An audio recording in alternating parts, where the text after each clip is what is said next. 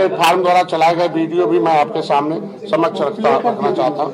उसके साथ रहने वाले अजय निषाद का बयान भी है, उस बयान में वो वीडियो में उसके साथ रहने वाले अजय निषाद का मैं बयान भी इसमें आपको वीडियो दे रहा हूँ, जो उसके साथ रहने वाले जो उसका अकाउंट चलाते हैं। उसका क्या, इस वीडियो को सुनने के बाद मैं आपसे पूछना चाहता हूँ कि आत्महत्या कमरे को अंदर से बंद करने की बात की जाती है और उसको सबसे पहले देखने वाले उसके मित्र कह रहे हैं कि दरवाजा बाहर से ताला बंद था, तो आत्महत्या करने वाला व्यक्ति बाहर से ताला कैसे बंद कर सकता है, इसका भी जांच होनी चाहिए। वो जो व्यक्ति फोन कर रहा है वो बता रहा है कि सबसे पहले एक मीडिया का व्यक्ति जो है वो फोन किया तीसरे को, तीसरे वाले व्यक्ति ने उसको फोन किया तो मैं दौड़ के गया दरवाजा खोलने, तो फिर नहीं टूटा। वो कह रहा नहीं चाबी, तब चाबी लेने आया, चाबी खोल। तो ये कैसे हो सकता, आप समझ सकते हैं कि उसके वहाँ माँ बाप नहीं है, वो बगल में नहीं, कोई पड़ोसी नहीं बुलाया, 100 किलोमीटर दूर रहने वाले जो घड़ियाली आंसू बहा रहे हैं, ऐसे तरह के लोगों को के संज्ञान में आने के बाद अगर ये मामला आ रहा है तो इस पर जांच होनी चाहिए, जो सच्चाई है उसको जानना चाहिए लोगों को। तीसरा इसमें है जो आपके पास तथ्यों के बाद ये सारे हम आपको वीडियो दे रहे हैं और वीडियो आज सोशल मीडिया पर लोड भी होगा उसका, ये सारे जितने तथ्य हैं। धर्मात्मा की पत्नी कह रही हैं वो हमारी बेटी समान है, उनके और उनके पति के बीच में तीसरे व्यक्ति द्वारा चरित्र पर बयानबाजी के लेकर डिस्टर्ब थे।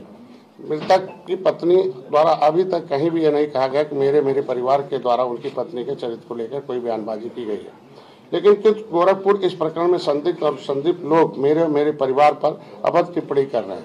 मतलब जो भी हमारे पास है इस तरीके से मतलब जो टिप्पणी कर रहे हैं वो, मैं खुद एक बेटी का पिता हूँ, मेरे घर में 3 बहुएं हैं, 3 पोती नातिन हैं, मेरी पार्टी महिला मोर्चा का अलग स्थान है, मेरे जीवन में इस पड़ाव तक किसी भी महिला द्वारा आज तक किसी प्रकरण। संजय निषाद की प्रेस कॉन्फ्रेंस और संजय निषाद इसमें तमाम उन पर लगाए गए आरोपों को लेकर स्पष्टीकरण देते हुए नजर आ रहे हैं। धर्मात्मा की आत्महत्या पर संजय निषाद का बयान, प्रेस कॉन्फ्रेंस कर तमाम वो पोस्ट जो किए गए हैं उसको लेकर सफाई दे रखे हैं और जो आरोप लगाए जा रहे हैं उसको लेकर जिक्र कर रहे हैं। सिलसिलेवार तरीके से एक एक पॉइंट को अपने प्रेस कॉन्फ्रेंस में संजय निषाद ने रखा है और संजय निषाद ये कह रहे हैं कि जितने भी पोस्ट किए गए उसमें कहां पर जिक्र हुआ, ना पैराग्राफ अपना फुल स्टॉप, और उसी के साथ उनका यह भी कहना है कि शायद जिस तरह से आरोप लग रहे हैं ये हमारी छवि को खराब करने के लिए धर्मात्मा की आईडी का कोई इस्तेमाल कर रहा था और वहां से इस तरह के पोस्ट किए जा रहे थे। संजय निषाद ये भी कह रहे हैं कि एक ही व्यक्ति की आईडी को बहुत सारे लोग चला सकते हैं, इस बात का वो बार बार जिक्र कर रहे हैं, इस पर जोर भी डाल रहे हैं। इसके अलावा उन्होंने ये भी कहा कि जो आत्महत्या करता है वो कमरा अंदर से बंद करता है, बाहर से नहीं, यानी कि मरने वाले का कमरा बाहर से बंद था, ये कैसे संभव है, इस बात का भी उन्होंने अपने प्रेस कॉन्फ्रेंस में जिक्र किया है। तो कल धर्मात्मा निषाद की आत्महत्या का प्रकरण सामने आया है और धर्मात्मा निषाद हमेशा से हमारे साथ था, ये संजय निषाद कह रहे हैं। संजय निषाद का ये कहना है कि मेरे और मेरे परिवार पर तथ्यहीन आरोप लगाए गए हैं, यानी कि जिसमें ना तो कोई तथ्य ना कोई हकीकत है, ये संजय निषाद कह रहे हैं अपने बयान में। इसी पर ज्यादा अपडेट लेंगे, हमारे संवाददाता एसके वाजपेयी हमारे साथ जुड़ गए। एसके वाजपेयी, देखिए प्रेस कॉन्फ्रेंस में तमाम वो आरोप जो संजय निषाद और उनके बेटों पर लगे हैं उन्हें वो निराधार बता रहे हैं।